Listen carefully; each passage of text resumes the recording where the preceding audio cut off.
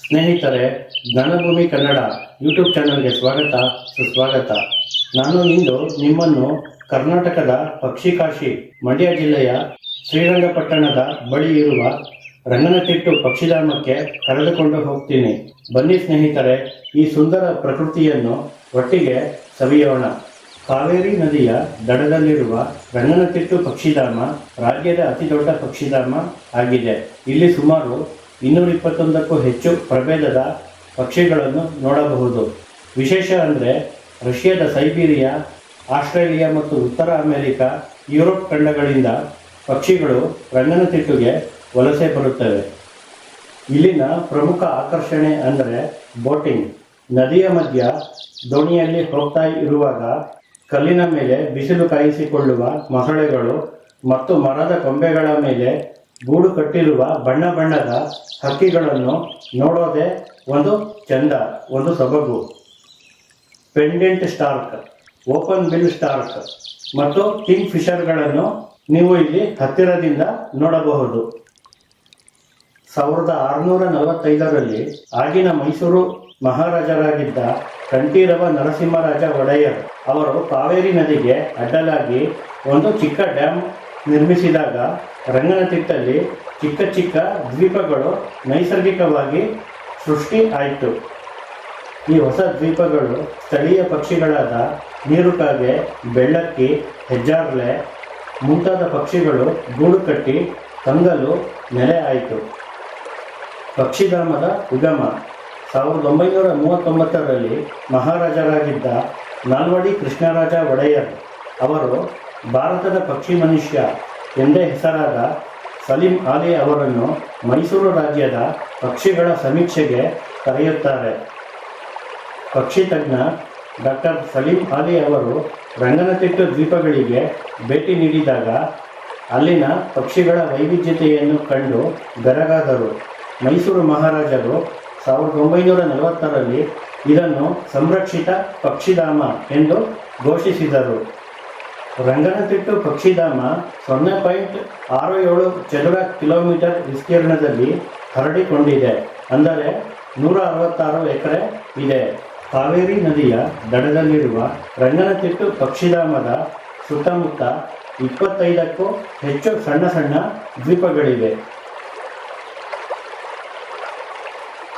ರಂಗನತಿಟ್ಟು ಪಕ್ಷಿಧಾಮವು 2022ನೇ ಇಸ್ವಿಯಲ್ಲಿ ಅಂತಾರಾಷ್ಟ್ರೀಯ ಮಟ್ಟದ ರಾಮ್ಸರ್ ಮಾನ್ಯತೆಗೆ ಸೇರ್ಪಡೆ ಆಗಿದೆ. ಇದು ಇದರ ಪರಿಸರ ಪ್ರಾಮುಖ್ಯತೆಯನ್ನು ಎತ್ತಿ ತೋರಿಸುತ್ತದೆ. ಈ ಪಕ್ಷಿಧಾಮವನ್ನು ಪ್ರಸ್ತುತ ಕರ್ನಾಟಕ ಅರಣ್ಯ ಇಲಾಖೆಯು ನಿರ್ವಹಣೆ ಮಾಡ್ತಾ ಇದೆ. ಪಕ್ಷಿ ವೀಕ್ಷಕರಿಗೆ ಮತ್ತು ಪ್ರಕೃತಿ ಪ್ರಿಯರಿಗೆ ರಂಗನತಿಟ್ಟು ಪಕ್ಷಿಧಾಮ ಒಂದು ಸುಂದರ ಪ್ರವಾಸಿ ತಾಣ ಆಗಿದೆ.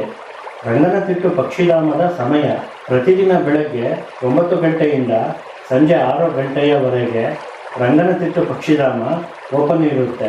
ಸಾಮಾನ್ಯವಾಗಿ ಬೆಳಗ್ಗೆ 9:30ರಿಂದ ಸಂಜೆ 5:30ರವರೆಗೆ ಬೋಟಿಂಗ್ ಸೌಲಭ್ಯ ಇರುತ್ತದೆ.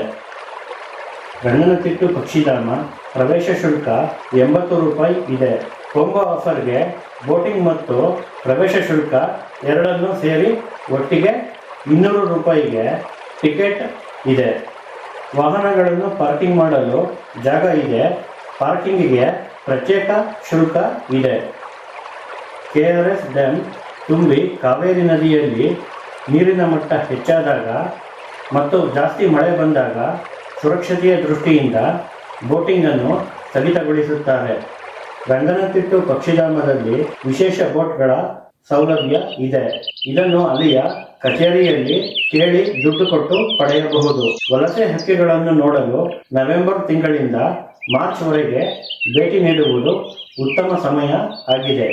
ರಂಗನತಿಟ್ಟು ಪಕ್ಷಿಧಾಮದಲ್ಲಿ ಕಾವೇರಿ ನದಿಯ ಮಧ್ಯದಲ್ಲಿ ಇರುವ ನೈಸರ್ಗಿಕ ದ್ವೀಪಗಳಲ್ಲಿ 24 ಬೇರೆ ಬೇರೆ ರೀತಿಯ ಮರಗಳಿವೆ. ಇವುಗಳು ಕಾಡಿನ ಮರಗಳು. ಅದಾಗದೆ ಪ್ರಕೃತಿಯಿಂದ ಸೃಷ್ಟಿಯಾಗಿ ಬೆಳೆದಿದೆ.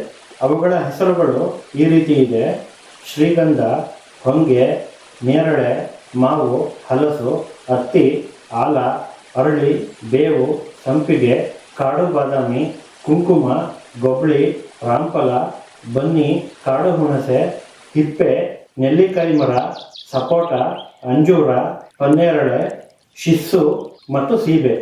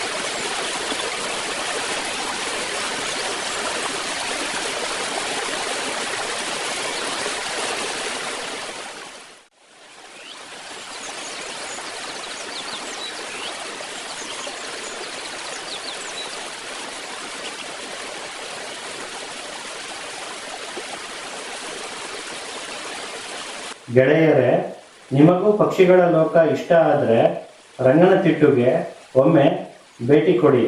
ಈ ವಿಡಿಯೋ ಲೈಕ್ ಮಾಡಿ, ನಿಮ್ಮ ಫ್ರೆಂಡ್ಸ್ ಜೊತೆ ಶೇರ್ ಮಾಡಿ.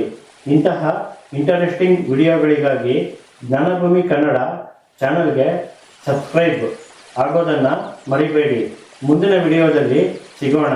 ಧನ್ಯವಾದಗಳು.